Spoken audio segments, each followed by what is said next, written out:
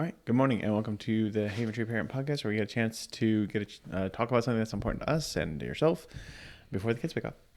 Today we are talking about toilet training and kind of a unique method that we came across in another culture, as well as kind of sharing what we've done in the past, which has been very different depending on the kid.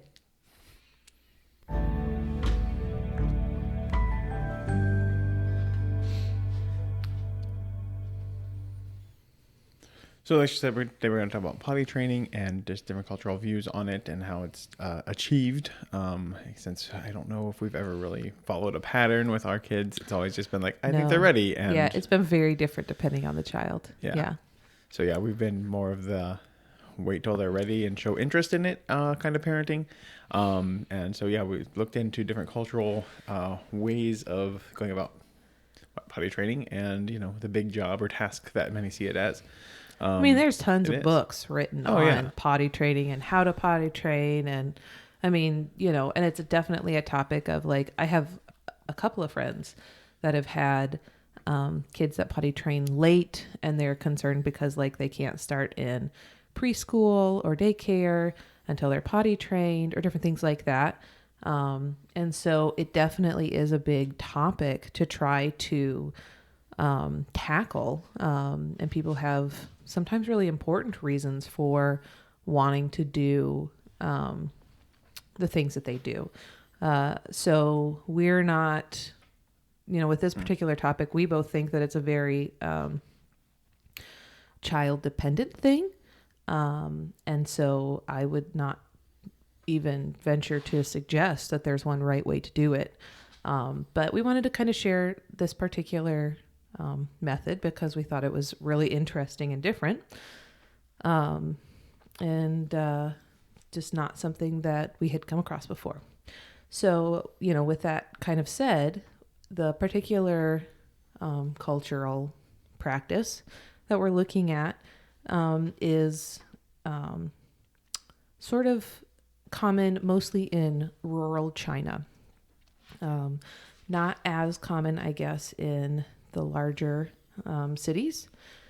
And it is something a lot of articles that I read kind of said that it was a sort of dying practice, even in the more rural areas sometimes. But it is still something that people that do it really believe strongly in the value of it. And there are even, more Western cultures kind of looking at the way that they do that and trying to integrate it into what they do with their kids too. So. Right, yeah. So article that we found on Fatherly talked about it as elimination communication, where it's more you're just in tune with the infant or child that you're wanting to potty train. And the craziest part that said, like, it was like, they don't tell you everything about this, and it's up to you as to how far you want to go into this style of potty training, because it's, to us, I think it would feel extreme because we're used to the diaper culture of like, you just change the diaper and you're good. They see diapers as disgusting. And I mean, it is like, kids, if you sit too long in your mess, you get, rashes Raw and all butt. sorts of things. So like, it is gross to like have to sit in a mess for any amount of time. So, right. So there's truth to that, but right. And so like it says, eliminate communication. So instead of saying, get to go potty, get to go potty, get to go potty for, 47 times a day or every an hour or whatever. It's more being in tune with the infant or the toddler that you're trying to potty train. And the biggest change that they were like, if you go over there and you go for a tour of like one of these communities, you'll see, kids with like, I don't know, they say crotchless pants. Yeah, it's crotchless pants. Freebird. There's holes for the kids to just go to the bathroom. So, and, they'll pee on a tree or whatever in the sidewalk. And it was just trash can. Yeah. So it's just a little different culture shock once you go over there and, you see a bunch of kids running around and Freebird, like you said, and, but they're able to go to the bathroom and, it's sort of, they said it's like they have an adult or parent with them that like is cued into when the kid needs to, when they make the movement to go to the bathroom, which I think Here we see like kids like hide under tables or go under a chair and like they'll like squat. Their face turns red, and or you'll see that they're doing something, and you know you're going to be changing a diaper. They just take that cue and they do something about it. Right, instead of having it, and obviously once things start happening, you see that coming through the hole in their pants. Right. So that just it's gonna be messy, but you're gonna get a little bit of success out of it because you're gonna be more aware of what's going on. So traditionally, this is something that starts even like basically as soon as the infant is able to hold its head up by itself, they start this method.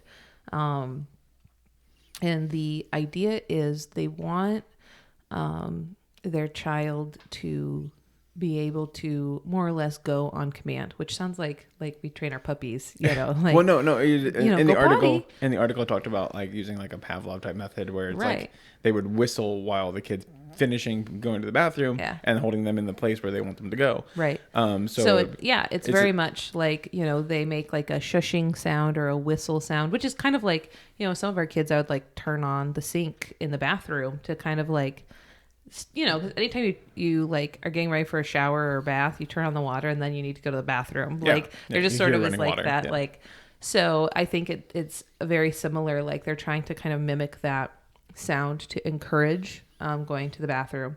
And then I found less frequently, but something else that was mentioned is that for encouraging bowel movements, they made sort of an sound, which, I mean, I don't really make that sound when I go to the bathroom, but I understand like how that would be related to pooping, like I don't know. So it's usually when the cat shows up, like what's going on in here? Right. So it does make sense, why they kind of use those sounds to encourage going to the bathroom. And so then they just take them to the bathroom frequently, especially like first thing in the morning, right after they wake up, different points of the day that it would be natural to go to the bathroom, and encourage them to go. They talked a lot about the fact that this is not something like if the infant or child does go to the bathroom, there's lots of praise. If the child doesn't go, you just like walk out. It's not like something that there's any sort of discipline or anything like that. Whoever it was that did this article for Fatherly said like they were successful. They said we did it in 2 weeks. It was great. 40% of the time we made it. Right. It's like okay, well it's gonna be messy. I mean, potty training just is, and that I think it's the most infuriating thing because you're like we were so close. Yeah, and I think that is one thing I agree with too. Like that, one of the biggest difficulties most parents have, regardless of the potty training method that they use, is getting upset or getting frustrated or disciplining when their mistakes are made. Mm-hmm. Anybody will tell you, no matter what method you're using, discipline and consequence related to potty training is not effective, and all it does is bite you in the butt, so to speak. And it does more harm than good. So that is something that I very much agree with. Like you said, a lot of it's paying attention to cues. And paying attention to like, the little subtle eye twitch or like grunting or, whatever. Right. Which is what I said from our last episode that this one played into this one a little bit because having that baby wearing or closer connection with your baby, you'll be more connected. Want a baby wear a baby that wasn't wearing a diaper though. Hey, like, you said until 4. You said you would wear them until 4. So, I mean, I will wear Kenzie because she's potty trained. And we'll tell you I need to go to the bathroom. Yeah. She's not gonna pee on my back. I'm just saying there's a connection there that's like different. That if you're in tune with like that facial expression or you see the sign of like they're hiding under the table, they're going to go to do something. I better take them to the bathroom. But an infant isn't able to like go anywhere. Like they're not hiding under the table. Yeah, no, I think 2 weeks old is not the best timing to try that. But hey, it saves you up clean time with you're not buying a diaper and there's I don't know. So they they don't like sit them on the potty for more than a couple minutes at a time. So it's not like it's like you're going to sit on that potty until you go. Like, because again, that's usually not helpful. Mm-hmm. And this is a method with the young kids that takes, I saw like ranges from like 2 to 4 months to be, 90-ish% effective or minimize most accidents. Which, I mean, in some ways, like having a 4-month-old or a 5-month-old that's totally or almost totally potty trained, like I can't imagine, I know, it seems weird. Obi's 18 months old, and I'm like, it may be another year before we're ready to potty train him. We train him, it'd be like I could just see him follow Miko around peeing on the furniture. Like, I know. No. Yeah. Oh goodness. So, like I think that is an amazing, I think it's an amazing practice. Yeah. I think that one of the really cool things, like as I was thinking about this and reading about it, it's not something that we plan to try. With this next baby, to potty train so early. I think personally it kind of goes against like some of my beliefs or ideas about parenting to kind of like encourage them or really insist that they do that so young. But I do think that it's very interesting that it's possible, like there is an aspect of like they give a lot more credit to babies, like I think of a baby as like kind of a sweet, useless lump for a long time, like yeah. Once they turn 8 months, that's my favorite time frame. Right. Like time. 8 to 9 months and they're fun. They can play, they can really interact, so like, but for the first several months, they're kind of like, quite frankly, they're just very demanding, right? Like they cry, they snuggle and smile, but it's kind of mostly because it's gas. Like, I love babies, we're excited about our baby. And anytime I, see a baby, I want to snuggle it and smooch it and love it. And, I remember when Obi was born and I was like, oh my gosh, they're so little. I can't, it just like, you like, forget that. Can you turn 3 so we can sign you up for sports yet? I know, and like when Kenzie was born, I remember my very first pediatrician appointment was with a different doctor. And the pediatrician came in and I'm sitting in the room like sobbing, holding Kenzie. And I was like, I just don't want her to get big. And, so I say, that babies are useless lumps, like in jest, obviously, because, like we love our babies and, we love babies in general. But in practicality, I don't view them as being capable or having the brain capacity to be potty trained or to have any, like to make the relationship between a sound and going on command or any of that, So the idea of having a 5 or 6 month old that's able to be somewhat potty trained, is beyond what I imagine possible, even though I believe that they're doing it successfully. They give babies a lot more credit than I do, I guess, which I think is pretty cool. Yeah. And in the article it says that it's nice that their culture allows for that. Like ours, I don't think it would be seen as great thing that free bird baby here, out in the community would be seen as extremely inappropriate. Yeah, like, so you get dirty looks from grandmas when you don't have socks on your baby. Right. So to have a supporting culture system where that's acceptable and with the way things are done, then it plays into your day of being able to do that easier than Oh yeah. So that's what that was just the good. I do think some of the ideas of it, though, are definitely things that could be adapted to potty training, when your child is ready or shows signs of readiness. Particularly with all of our kids, we kind of decided like when they showed readiness to be potty trained, we put them in underwear. And we played outside or we played only on tile for like 3 days. Yeah. 3 to 5 days. And at the end of that, they were pretty much potty trained. Yeah. I think it was with Adri. We had to take like a week off. Yeah. It was like, okay, we've tried for 2 weeks. And she just wasn't quite ready. So we took a while off. Let's take a week or 2 off. And then we put her back in diapers and she hated being back in diapers or pull-ups or whatever we were using at the time. No. And so then when we restarted again, she had the incentive to go. Yeah. Kenzie was actually our latest potty trained, which is hilarious because she was early in everything else. Right. But we didn't push for it either, because with her diagnosis, we were like, we're not going to make her go sit in the bathroom, because this would be easier. And it was more convenient because the nurses could put swabs in there for checking pee level and whatever, her urine levels or whatever. So we had started potty training right before she was diagnosed. She was right about 2.5. And our life had been crazy. We'd had, 5 kids under 5. We'd been working on potty training Jay. Jay was potty trained pretty much as right before Kenzie was diagnosed. And so we were kind of like potty training Kenzie and Jamie together. Yeah.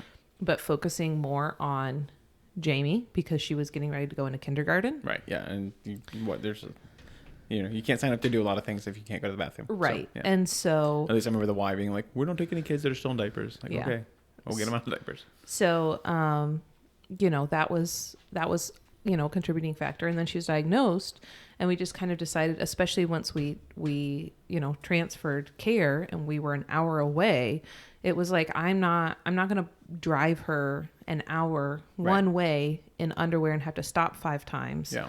And, and like all of that, I just was like, when she wants to be potty trained, that's fine. But until then, I'm really not going to worry about it. I feel like it really took off this last year. It was just kind of one of those things that I was like, you want to wear underwear today? And she's like, yeah.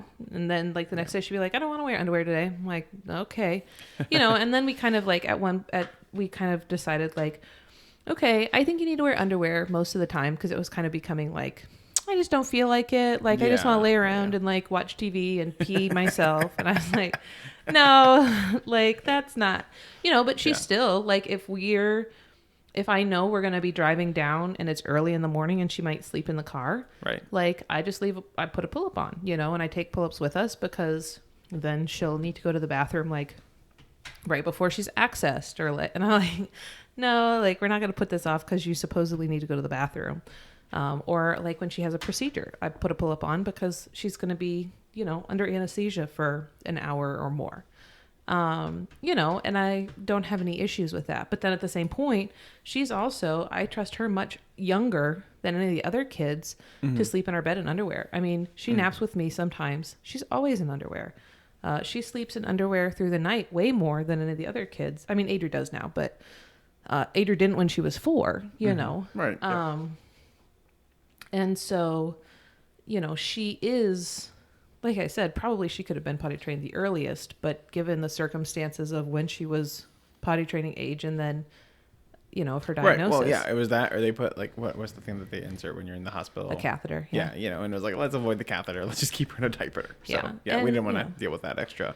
And it worked really well. Obviously there were times where it was difficult because we had to be careful about changing her frequently because the chemo was excreted in the urine. And so we had to be careful because then she could get, skin breakdown. We had a special ointment. It was like a special butt paste. Whatever you call it. So Mackenzie was very much, and so we were the most like laid back with. But I think personality plays a big role into this. Adri stayed in nighttime pull-ups for a very long time. It's only probably been in the last year and a half that she really goes, Yeah, and she was the one that she's like 99% of the time. Yeah. She is, accident free. But Adri sleeps like the dead.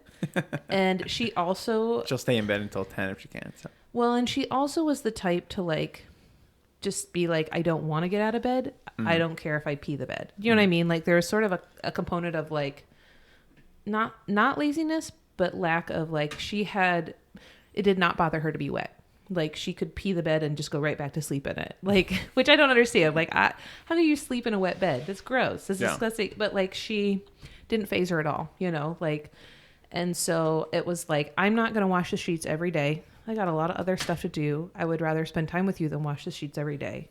So, you're just going to wear a nighttime pull-up situation until you can reliably not wet the bed. Yeah.